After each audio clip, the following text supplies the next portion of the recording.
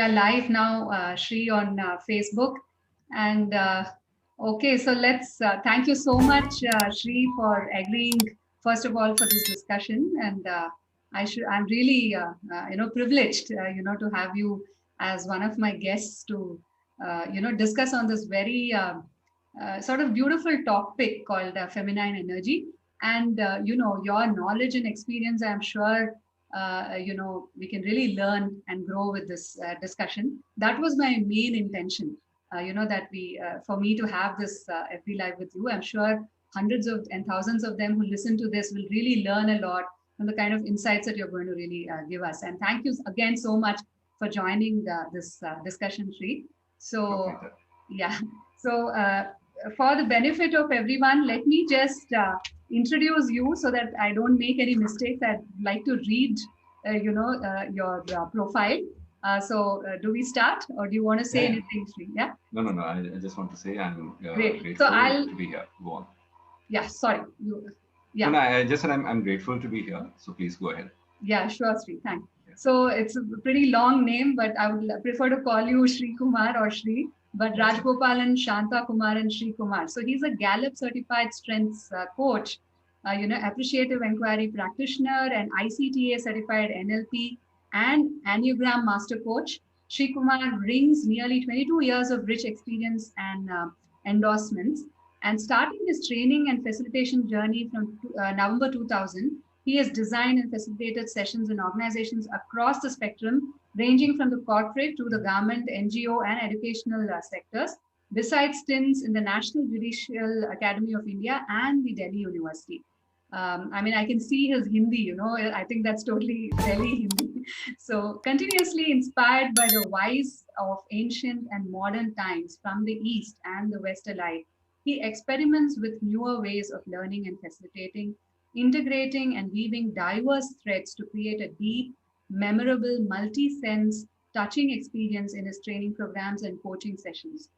A voracious reader over 34 years, he keeps investing in himself through retreats and workshops, learns and practices meditations and holistic healing therapies.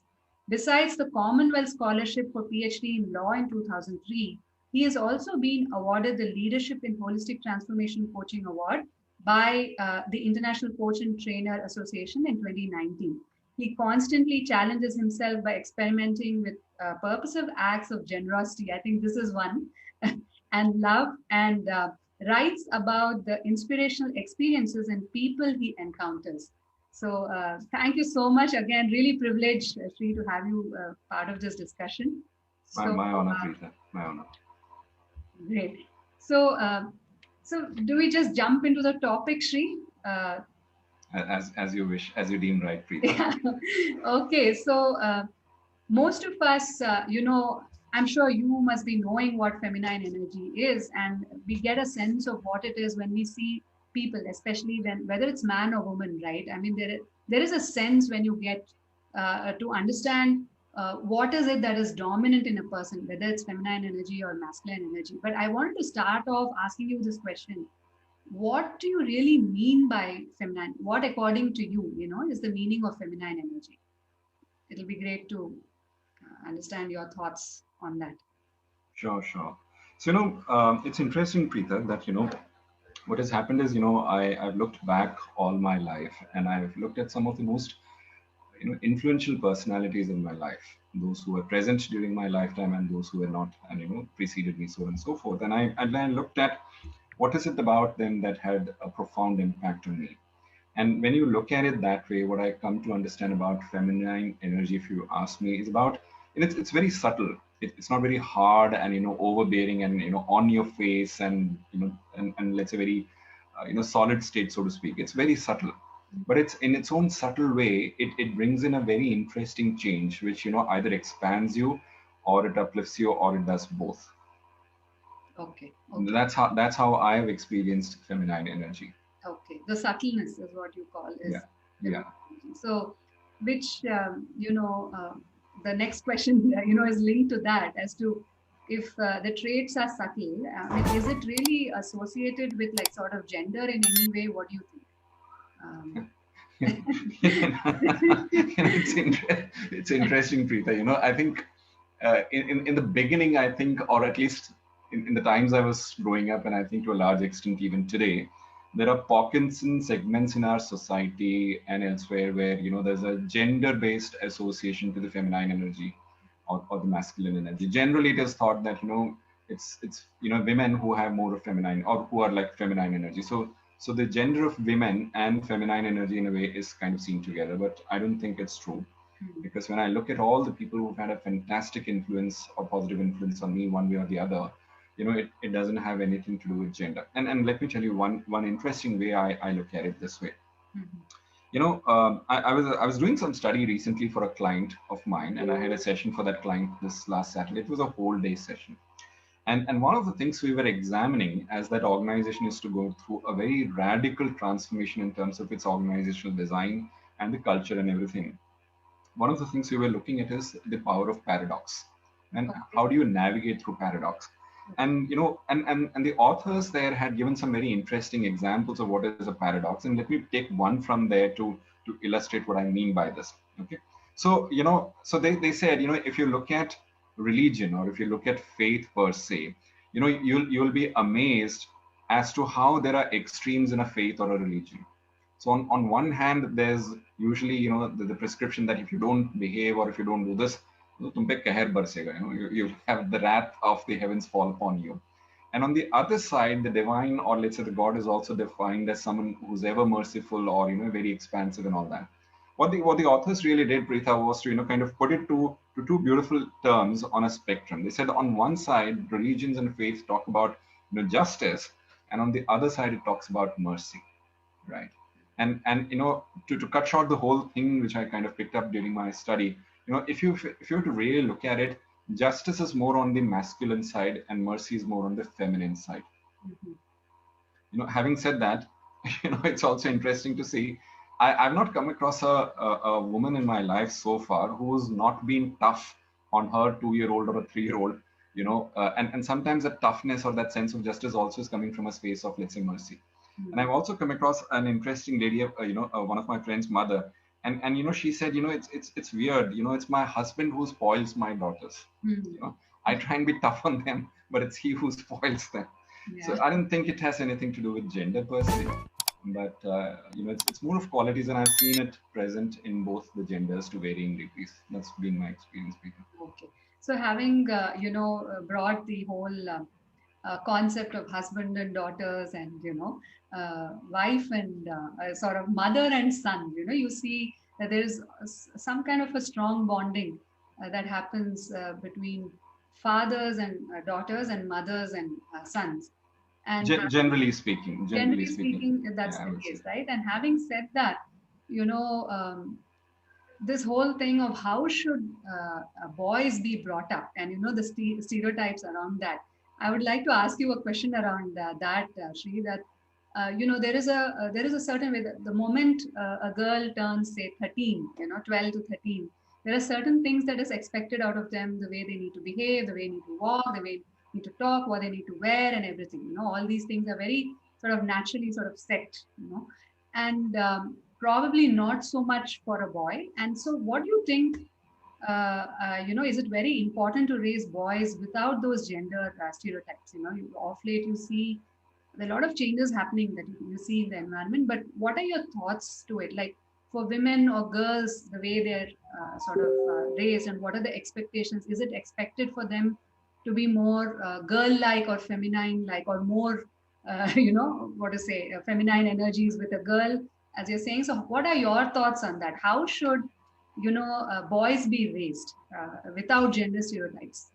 What would, it's very interesting. Is it? It's very interesting as a question, Preetha, because when you were talking about it, and before I respond to that, I was a little surprised to hear you say that these behavior mandates for girls start coming in from the age of 13. What I've seen around me is it starts even before that.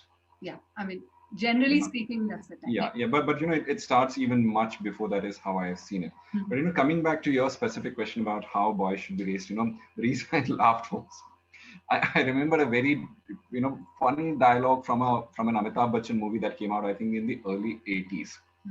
and all of you will be able to guess the name of the movie if I give you the dialogue of that movie and the other actor in that.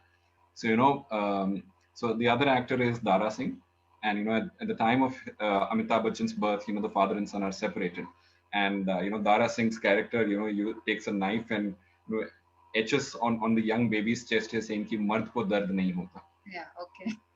Oh, believe you or me, it's one of the most insidious conditionings, or let's say programming, that have been fed into boys, into men, into women, and into the society in general.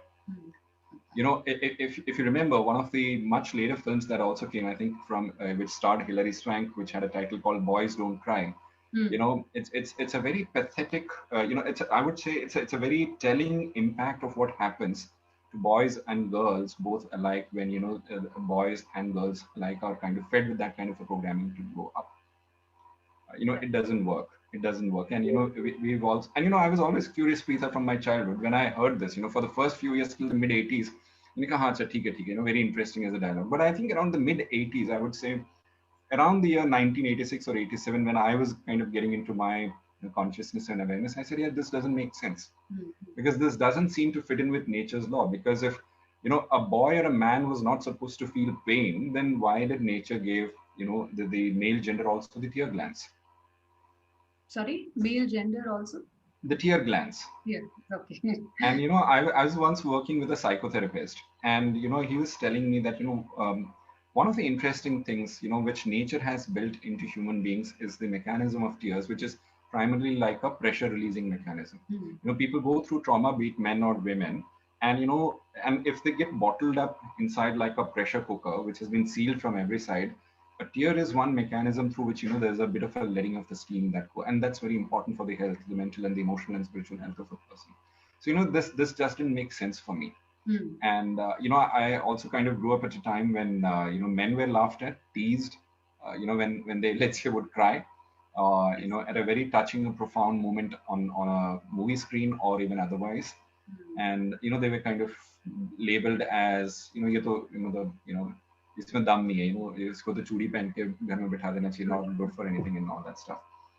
I don't think it's the right thing to do. And I can say this because I have two children, my son and a daughter, and I've not done that with them. Having said that, Preetha, your question also raised an important thought in my mind. Coming from a bit of a practice in Dr. Marshall Rosenberg's nonviolent communication model, which inspires us to look at what's the need behind, let's say, a behavior or a feeling, I would be curious to engage in a dialogue or in a conversation with such people to find out whether they are conditioned or otherwise. Whether I'm talking of generation-long cultural conditioning or otherwise. I'd like to engage in a dialogue with them to understand that when you prescribe these kinds of, let's say, behavior norms for boys and very differently for girls, what's your concern here? What's your fear here? What's your need, which you feel is threatened or unmet? And it's actually, I've seen, Preetha, it's that dialogue that kind of helps change people's beliefs and behavior, rather than kind of going into a black and white or a binary system saying that you're wrong and we are right. I've not seen that bring in any kind of a change in my work. Wonderful. So you do programs with non-violent communication that you've done. Have you done programs related to NVC, non-violent communication? Let me be honest here. I'm not certified in it yet. By any of the certifying bodies in it, but I've not got the opportunity for it yet. But it's been something that I've been examining for a long period of time, because when I was in my LLB and LLM, one of the themes that had caught my attention very deeply was conflict resolution. And I've looked at conflict resolution from different angles, from a restorative justice framework, and therefore it was but natural that I will come across and discover the NVC model. So in my own way, I've been trying to learn it, experiment with it, and ask questions around it, and see how do I kind of still learn as I go. Sure. So in fact, I have done a program with Zensar Technologies on non-violent communications, and it was an experiment that I did, I must say, Shri, and it was so there are some people who are already part of those groups. While I was doing that program, they said, "Oh, you're actually talking about NVC," and then and it was in some sense tough to do it because people were not really understanding the emotions a part of it or the need part of it. So I'm very, sort of pleasantly surprised and glad to know that you're doing that. I'm sure you must have done a lot more, but I'll No, definitely. believe you me, man, it's so powerful. I can't even begin to tell you. Two very quick thoughts here, which I believe I have a responsibility to share here, given the topics we're talking about. Sure. One is a quote or a line from the Sufi saint Rumi, who says, out beyond the ideas of right doing and wrongdoing, there is an open field. There I'll is no, meet you. sorry, I couldn't There hear. is an open field. Open field. Yeah. I'll meet you there. Oh yeah, I've heard this. Yes. Yeah, and the other thing, from Marshall's work, which helped me tremendously, and which is still kind of making me, be open-minded rather than get into hardened positions, which then doesn't solve anything. Is Marshall gave a very beautiful description. He said, every criticism, every blame, every judgment is actually a tragic expression of an unmet need. Absolutely. So off late, I've been trying to see that, if I have to engage with somebody to have a change in their belief system or their behavior, I need to understand where is that judgment coming from. There's unmet need. Yeah, what's the unmet need behind that blame or that hardened position people are taking, and see if there's some scope right now or not. Absolutely, I totally agree. That in fact answers the questions that it's not anything to do with gender. It's basically to understand what is the unmet need of a girl or a boy or someone who makes such a statement. We need to go a little deeper and understand what is their unmet need. That's what you're trying to say, right, Mr. Yeah. Okay. And this is also a trait of feminine energy, if you ask me. That investing to stay a little deeper, a little longer in that engagement, in that conversation, rather than taking a hardened position that you're wrong, you're downright wrong, and I'm downright right, and let's go to battle for this. It doesn't change anything that way. Sure. So having said that, actually there are a lot of us who are out of touch with our feminine energy traits, and in fact, if you remember, I was sharing with you the other day one of the leadership traits being compassion and empathy.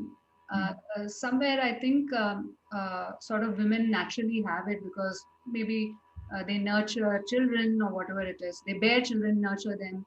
And if you look at it, it's expected out of both the genders, the feminine energy aspect of it. But somehow, even women at a leadership level try to act like the masculine energy sort of it, because that's when they are more accepted.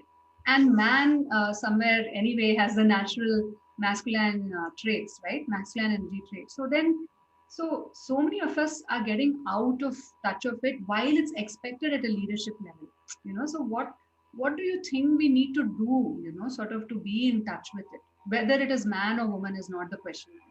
We need to, because it feels that only if you're aggressive, only if we have, and if you're directive and sort of show results is when you're a good leader, right? Of course, things are changing now, but I would want to have, it would be great to have your thoughts on this. Preetha, a couple of points here. So, let me start with the last point you mentioned, that things are changing now. So let me start from there, and that's very crucial and important. One theme in leadership that I've resonated a lot with, and I've been studying leaders and leadership for, I think, almost all my life, being curious about leadership. And one theme that, truly resonates with me, Preetha, and which today we have evidence to share and show that, it's going to become even more relevant, is the concept of earning the right to lead. Okay. And when you look at, new movements like humanocracy, etc., where one of the principles of humanocracy is called meritocracy, which means, just because you put in some good work as an individual contributor for a few years doesn't mean that you'll automatically go on to the progression channel of becoming a manager and a leader like that. If you look at examples all the way from Semco in Brazil in the early 80s, then to Google or to, many other companies, if you really ask me, leadership positions today increasingly are going to be some things that you have to earn it. And not just earn it, you'll have to, work hard to keep it. So I know of, at least in Semco, back in the days in Brazil, let's say somebody wants to apply to the managerial position or a leadership position from inside the organization, or let's say there's someone who wants to come in at a lateral point from the outside. The person, besides qualifying the technical interview, will have to be, will have to face the interview rounds, sometimes up to 12 rounds of interviews by the very people he or she is going to lead. And unless they pass him or her, that person is not going to get the job.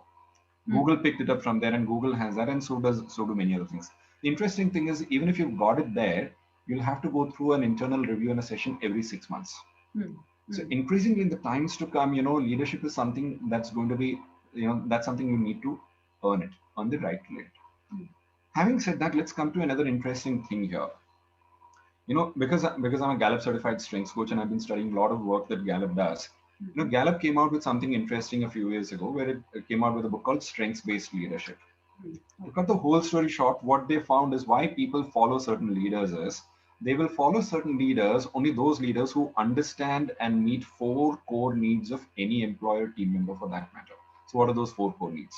And one of the needs is what you just spoke about, Preeta. So the needs in no particular order are trust, hope, stability, and compassion. Okay.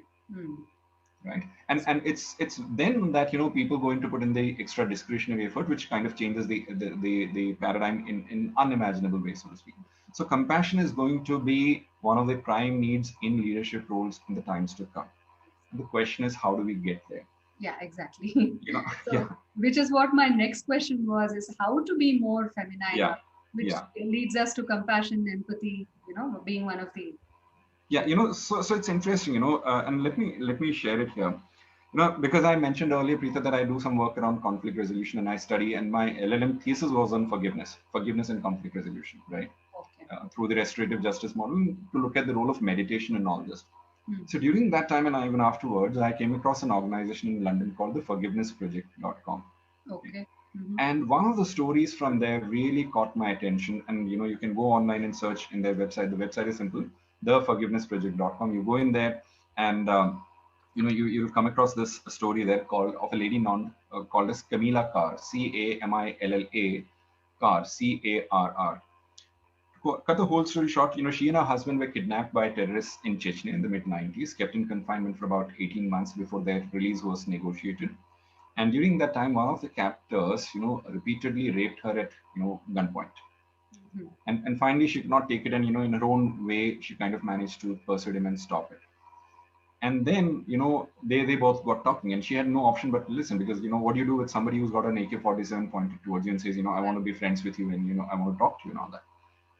To cut the whole story short, Preeta, what this lady discovered was that, before the Russian attack on the Chechnyan region, these captors were just like any other ordinary people in that village nearby. And one of them was even a baker. And what happened is there was a shell that was fired by the Russian army, which landed just next door to this person. It kind of blasted, and the shrapnel killed his 4-year-old son in front of him. And he had to literally, pick up the pieces of his child, and cut the whole story short to go forward. She made a very profound statement. She said, I discovered something very profound. She said, I discovered that behind every hurting being, there is a hurt being. And I would say to rediscover compassion, I think we all need to heal. First of all, look for the hurt inner child in all of us, and then heal that. It's only compassion that triggers compassion inside us, nothing else. I don't see it any other way. And there's a beautiful quote, a very profound quote, which a gentleman named Frederick Douglass made. He was Abraham Lincoln's contemporary, and he said, it's easier to build strong children than to repair broken men. And it's in that context that I'm saying that, compassion will come in or we'll appreciate its value only once the hurt inner child inside people are healed, be it men or women. And then from there, the rest of the journey starts. And then when you combine all the other things put together, and then what happens is I've also noticed one thing that really keeps people at tenterhooks is this busyness syndrome. There's too much demand on our plate, or we take on too much demands on our plate. So less is more, and the slow movement philosophies are also necessary for us to reconnect with our inner self, reconnect with nature, and to see how compassion exists in nature. One of the things I do is to watch videos on compassion among animals.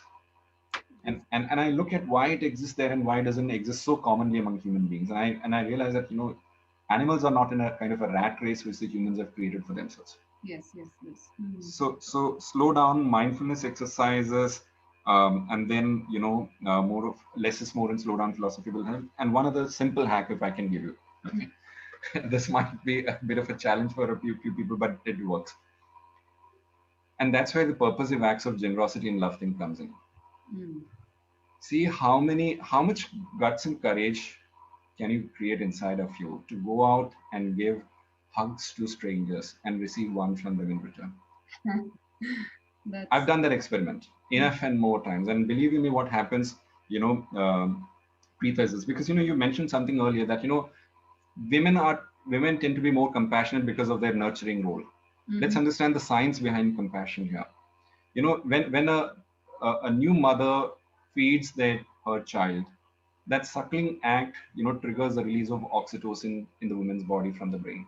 And oxytocin is the bonding chemical. It's the love hormone, if you ask me. That's what bonds the child and the mother together. It also comes from hugging. Yes.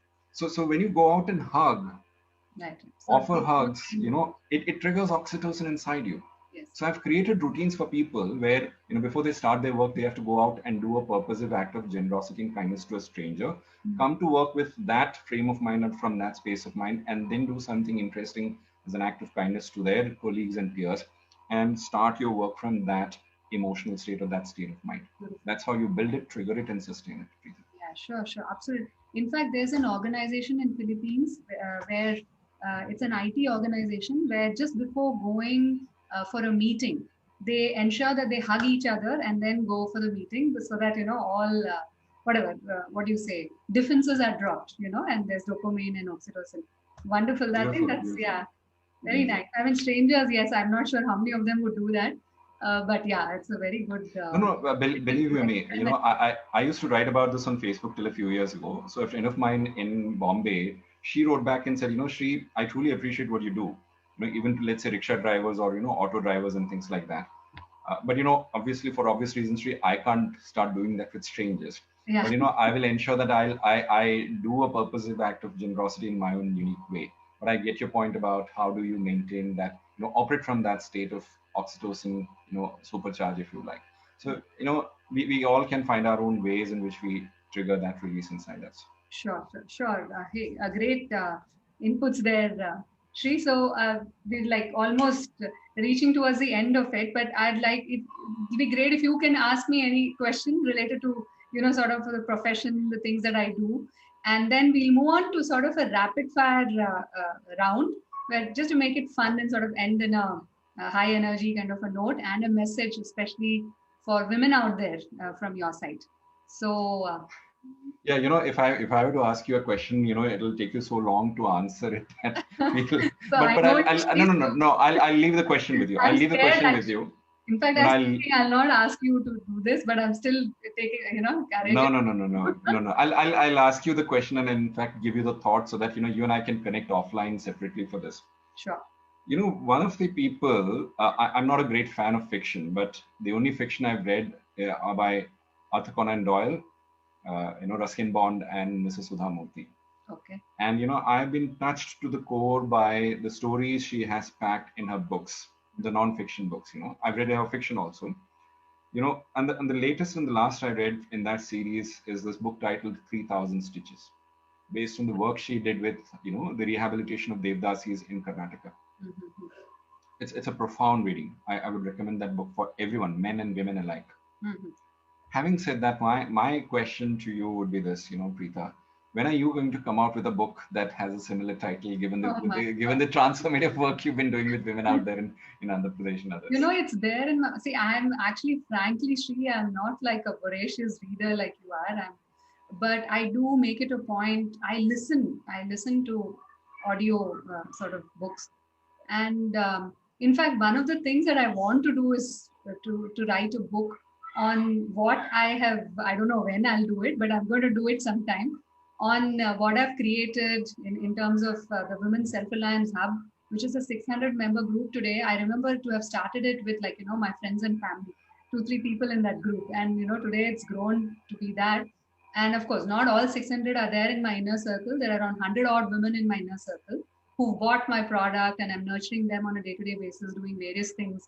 And my expertise is in brain science. So what I want to do is to integrate the various levels that I've done, the level 0, level 1, level 2, and sort of talk about my journey as to how did I start, with nothing. In fact, my experience is I've thankfully worked with a lot of good companies and things like that. But I want to, the mindset, because a lot of women don't take that step, Sri, because especially after you have, a family, a baby and things like that, getting back to work, sort of balancing that, or even starting something of your own is not even there in your minds. You might think of getting back to work, but I think today with the digital age, it's changed. I mean, with the digital age, people are venturing out. I mean, I remember to be scared to post pictures in Facebook because I didn't even know what the platform was. And today you're there, like you're there in the public. So I want to actually do something around that as to how did I start my journey with nothing. And today it's like an year and a half. I did my first webinar, 2020, February 25th, and I've been at it. And in fact, I feel tired. I feel like taking a break now. But I want to actually say how it's grown. I'm not saying I'm like really successful and all of that, but today I've broken even, from whatever investments I've made. And my journey is to make it double and, get there. So let's see. So I really actually, I don't know, Mookie Baat Chinli kind of a thing. So I really want to do that, but I don't know. I really don't know I even have the capability of doing it, but I will do it. So let's see how it goes. Maybe No, with I think all, one of the biggest mistakes, Preeta, all of us make is that we underestimate ourselves. yeah, Believe maybe. me. No, because I started off with that mindset of whether I can do it, maybe not, and things like that. I was an average student in school, but I think over a period of time, certain mental shifts, I have been able to do this. So I just want to, that would be my story of, how I brought it to this. Believe you me, I'll tell you why I'm requesting you to do that, Preeta, because I've seen the impact of Mrs. Sudha Moti's work through the books and the stories. But for me, it started much before that. I started my career 22 years ago in the NGO sector. And there in our library, we came across, a book. I don't remember the title of the book, but what struck me in that was a story I read of Mrs. Ila Bhatt, who founded Seva in Gujarat. And it talks about how she actually started the NGO after her children grew up. And how through her work, hundreds of thousands of women were benefited. They came together to form self-help groups. And I'm talking of, in a couple of decades ago. So, and that gives a lot of hope and ideas and courage and inspiration to many more people out there. Right. Yeah. And a book outlives you, and then it reaches corners. It reaches corners which we in our lifetime may never be able to fathom or reach. So that's why I have a selfish interest in asking when is that book coming out. Yeah, I don't know when, but I do have it in my sort of plan of things. I'll wish you well for that. Future. Yeah. I'll wish you well for that. Yeah, Shri, thank you so much, on your wishes and great insights. Thank you so much. So let's go to the rapid fire, quick questions. Let's make it simple. So a little bit about you, to know you a little better, and also people viewing you. I was just looking at, the Facebook live on my phone. I think Prakash Sahu is there. He says wonderful. I don't know what it means. I mean, he just, yeah, sure. But there's no other question as such. But the thing that happens is I've seen that once it goes on my page, then the reach is there. So if there are further questions, I'll hand it over to you then, okay? Sure. From the people I'm saying. So let's start with the rapid fire. I'll quickly ask these questions and you can be as spontaneous or as natural as possible on this. Sure. So what do you love doing when no one is around? I love to read. I love to read autobiographies and books and things like that. And I also love to watch films. And now my children are grown up, so they find it an embarrassment. Otherwise, I used to love playing with them, have tickle matches with them. Okay. And, arm wrestlings and tickle matches and all kinds of weird games, and my daughter was my partner in crime before that, my son, but both of them are grown up now and they say, stop embarrassing us. Yeah. Same thing. Okay. So I'm a very hands-on, I was a very hands-on kind of an involved physical parent in that sense. So I don't get to do that. Like that too. Yeah, so I don't get to do that anymore.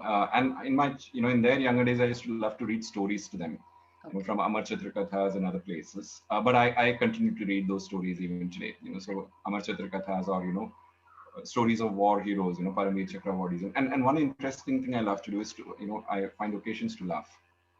Nice. And if I can get into a laugh attack, nothing better than that. Okay.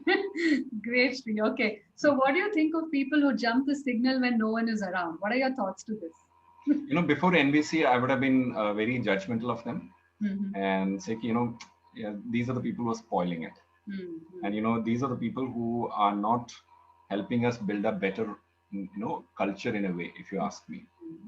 But I think after NVC, I would look at let's say if someone comes in and say, and I will see, did the person just wham through, or did the person wait for some time and then look around, or and I'll try and give that person a bit of a credit to see, could this person have some kind of an emergency because of which they jumped the light or not.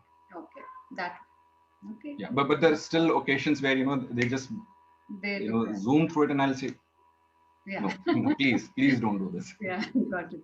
Okay, so the next question is on self-reliance, and this is linked to my vision, Shri, of helping 100,000 women becoming self-reliant. So I wanted to know, of course, that would be another question, but I wanted to know, what are your thoughts on self-reliance and linkage of food with self-reliance? That's a little bit long, but no. I think it's very apt, I would say. So okay. So for the longest period of time, one of my dreams and desires has been, as soon as my children move to college or university, I want to kind of go back to my home state, which is Kerala, and live the life of a farmer there. So get up and do farming early in the morning, and then do 1 or 2 coachings during the day, and then go out and do purposive acts of generosity and love, or try and lift the principles of the philosophies of the Charter for Compassion, come back and do farming again. I believe more or less most of us need to become self-reliant, even if it's, let's say, through a mini terrace garden we have, or even a balcony garden. We need to be more self-reliant. Yeah, sure. So food and self-reliance connection, what is your favorite self-reliant food? it's funny, so I'll tell you, and this happens beautifully well when I travel in Kerala, which I love to do a lot. So there are 2 kinds of bananas you find in Kerala, and which I love a lot. So one is called the Nendrapadam, or the Aetakya, so it's a big one, yellow and all that. And you have one of that banana and you will not feel hungry for about an hour and a half. Okay. Unlike other fruits or the other, the bananas you find in Delhi, which will kind of leave your system in 20 minutes or so.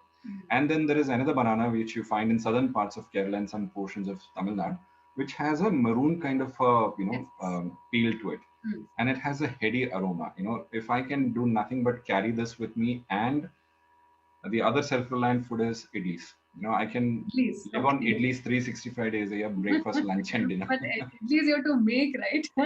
Yeah. So compared to that, then yes, bananas. These 2 bananas especially. Okay. So your favorite pastime you already said. So in fact, I wanted you to do something that you're talented at, maybe sing a song, or maybe something that, different, like sort of a talent show to sort of end the show, whatever you're comfortable with, or you can even give a beautiful message to all the women out there, women leaders, influencers, women online influencers out there. What would be your strong message for them through my hub? Because I'm going to post this in my hub of 600 odd women there. And of course, it'll be there in my page. So what is your message for them? You can even sing a song and say that, whatever you're comfortable with. I think it would have been difficult if I were to give a demo of a talent, because one thing I've really worked a lot on developing is listening, because I've seen listening truly transforms you and the other person if you don't do anything. But to give a demo here will require us a long period of time. Having said that, I think if I were to share a message, and as you were asking me to share a message for women, I realized that this is a message for everyone, women and men included. And that's the message I'd like to share here. So all my life I've also been very passionate in terms of collecting quotations, and some quotations have had a profound impact in my life. And I'd like to share, I think, those 3 quotations here, which will help every woman and man out there. So the first quotation is something I came across from one of my favorite writers, Ralph Waldo Emerson. A friend of mine, he wrote that in my diary when I was passing out of, LLB, and he wrote these lines saying, and we can hear it in a gender neutral term, though Emerson uses the male gender to write it. He says, every man I meet is superior to me in some way. In that, I learn of him. Okay. So in today's context, if you were to say it, I would say every person I meet is superior to me in some way. In that, I learn of that person. Not him, right? Yeah, and in fact, I've learned so much that I wanted to write it two sets of books. One was called The Women in My Life, and the other one we called The Men in My Life, and what I've learned from both of them. But nevertheless, the second thing I'd like to share here, Preeta, is this beautiful other quote that came across, and the person says, and I'd like to demo it, or let's say Sure. articulate it. So it says, we've not come here, we've not come here to compete with one another. We have come here to complete one another. Okay. And for me, I've realized that, this also means a corollary of this also means that, I must also have the humility and the willingness to allow someone else to complete me if I believe I can learn something from them, or I see that the other person is trying to help me through. Yeah, sure. Very So nicely done. yeah. And this. Yeah, with that, I think. And the last thing I must share, Sure. because this comes from an African proverb, which I discovered during my LLM dissertation days. It says, it's the Ubuntu principle, and they say, I am because we are. So what is the beginning? You said I am. I am because we are. Nice. Great, Shri. Thank you so much for that, and thank you for all the knowledge and insights. It was great. It was really nice talking to you. And how do you have such a great Hindi? It's like amazing, the Hindi that you have, Shri. I think it's because of your upbringing in Delhi, or No way. You've been brought up in the north. Oh, believe you me, the Hindi we speak in Delhi can't be qualified as Shuddha Hindi. I'll tell you where it comes from. For the first 4.5 years of my career, I was working in an NGO, and we used to do a lot of work in the prisons of Madhya Pradesh. Okay. And where we used to interact with the prison authorities, the district administration, all that stuff. And every correspondence used to happen in Hindi. Okay. Even our training programs, our training material, workbooks, and even the OHP slides, we would put it on Hindi. And it's there that I picked up the beauty of the language, and they would speak such pure Hindi.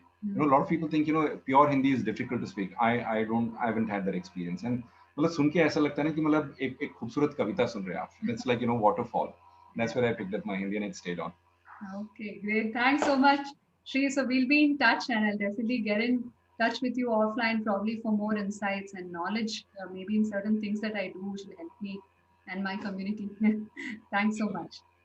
Thank you. Take care. Bye.